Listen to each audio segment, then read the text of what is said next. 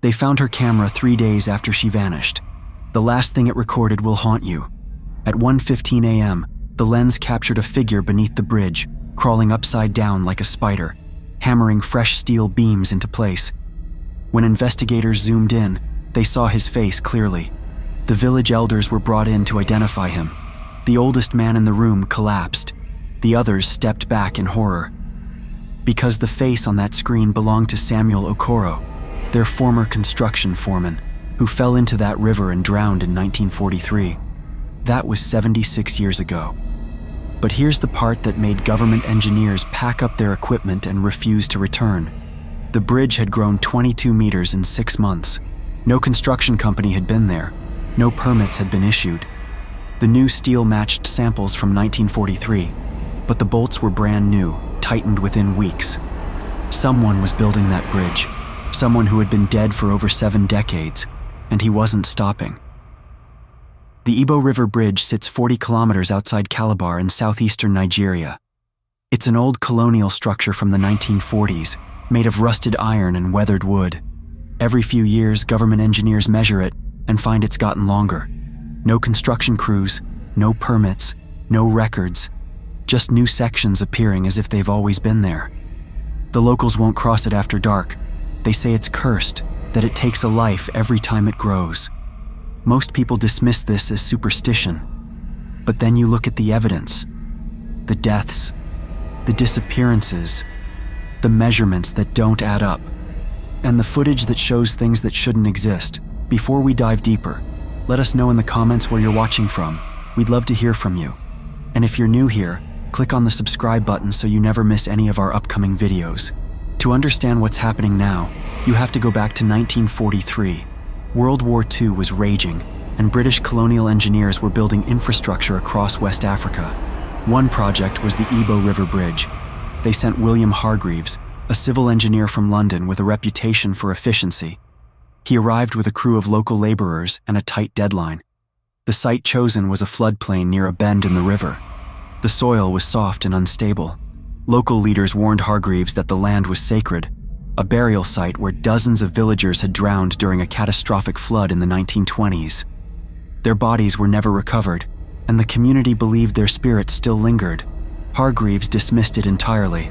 His foreman, Samuel Okoro, a respected local man, tried to reason with him.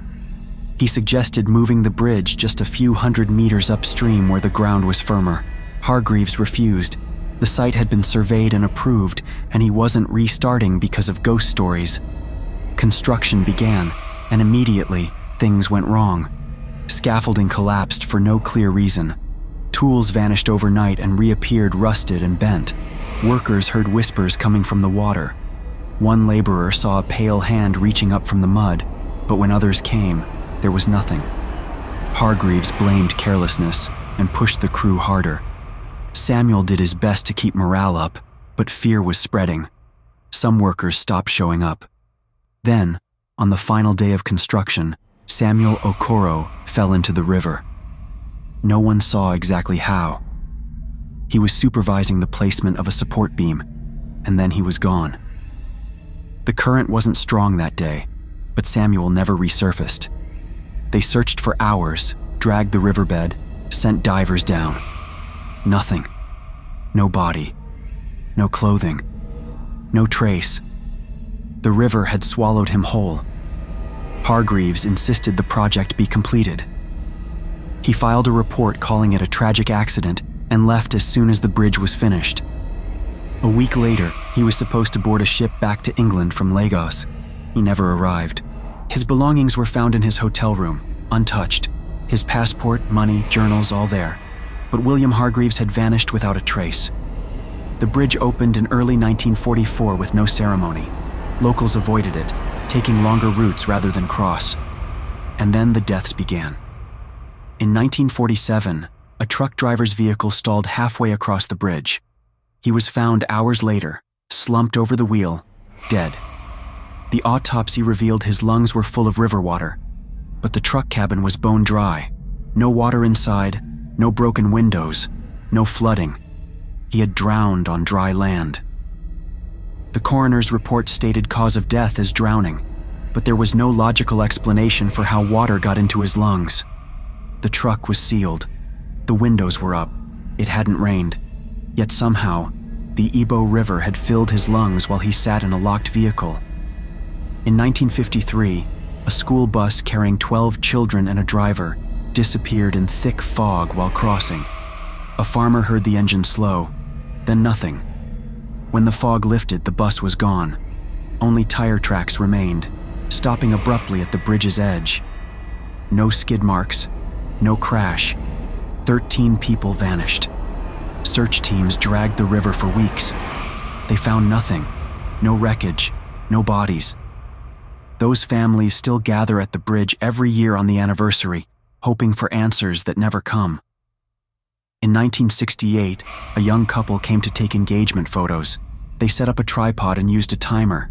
When the film was developed, the couple was gone. Their car was found parked near the bridge, camera still on the tripod. But in every photo, there was a shadow beneath the bridge, a human shape hanging upside down from the beams. It had fingers, it had a face, and in the final photo, the shadow was reaching upward toward them. By the 1970s, paranormal researchers from the University of Lagos investigated. They noted the bridge was 14 meters longer than the original blueprints indicated. When they contacted the Ministry of Works, they were told no work had ever been authorized on the bridge since 1943. No maintenance, no upgrades. Yet it had grown. In 2019, journalist Adaeze Nwankwo arrived from Lagos.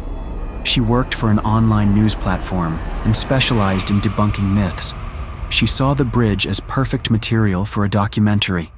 She interviewed locals and reviewed police reports. Most people wouldn't talk. One elderly man finally agreed on condition of anonymity.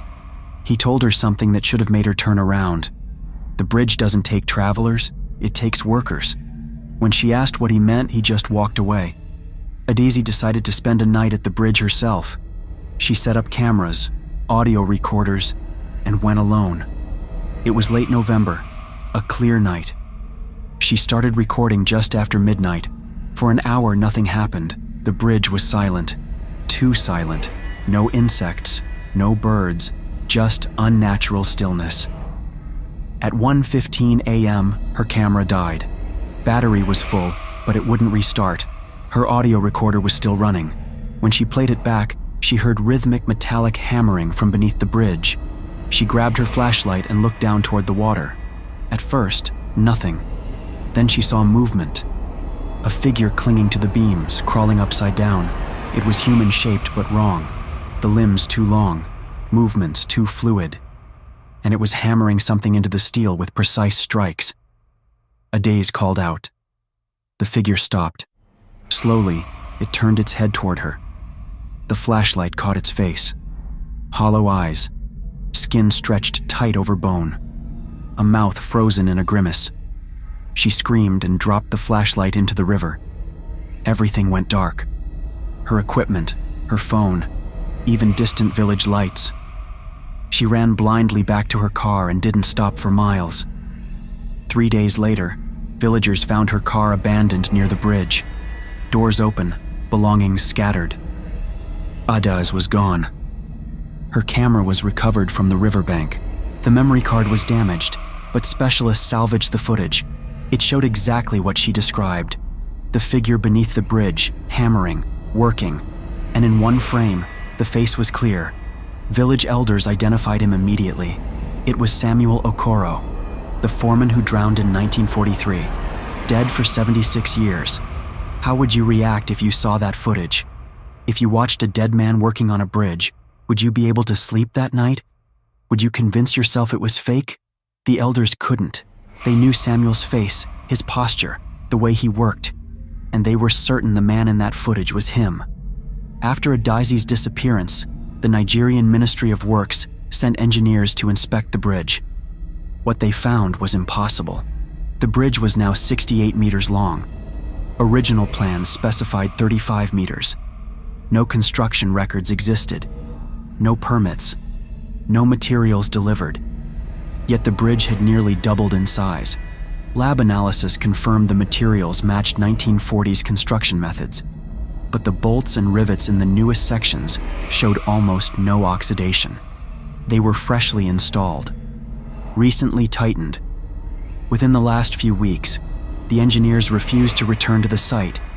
The villagers believe Samuel Okoro never left the bridge. They say he's still working, still building, trying to finish what William Hargreaves left incomplete. Some think he's building a pathway for the spirits of the drowning victims. Others believe that once the bridge reaches a certain length, the river will rise again like it did in the 1920s and reclaim everything. Every rainy season, the river swells. Every dry season, when the water recedes, the bridge is measurably longer. The government has tried to restrict access. They've put up barriers and warning signs, but the barriers are always removed within days. People still cross because for many, it's the only route to town. Here's the question I want you to think about. If you were driving alone late at night and reached a fork where one path led across the Ebo River Bridge and the other was a 3-hour detour through unlit back roads, what would you do? Would you take the bridge? Would you tell yourself the stories are just stories, that the deaths are coincidences, that the footage was faked? Or would you take the detour? Would you listen to that instinct that tells you some places are dangerous, not because of what you can see, but because of what you can't? Put yourself in that moment, alone, dark, tired. The bridge is right there, just 2 minutes across, but you know the stories. You know 13 children disappeared there. You know a man drowned in a sealed truck. You know a journalist went to film it and never came home. What would you do? Leave your answer in the comments because I genuinely want to know. The Ebo River Bridge is still there. Right now, as you're watching this, it's still growing, still waiting. And somewhere beneath it, in the cold, dark water, Samuel Okoro is still there, still hammering, still building, one bolt at a time. Some bridges are built to connect people, but other bridges are built for different reasons.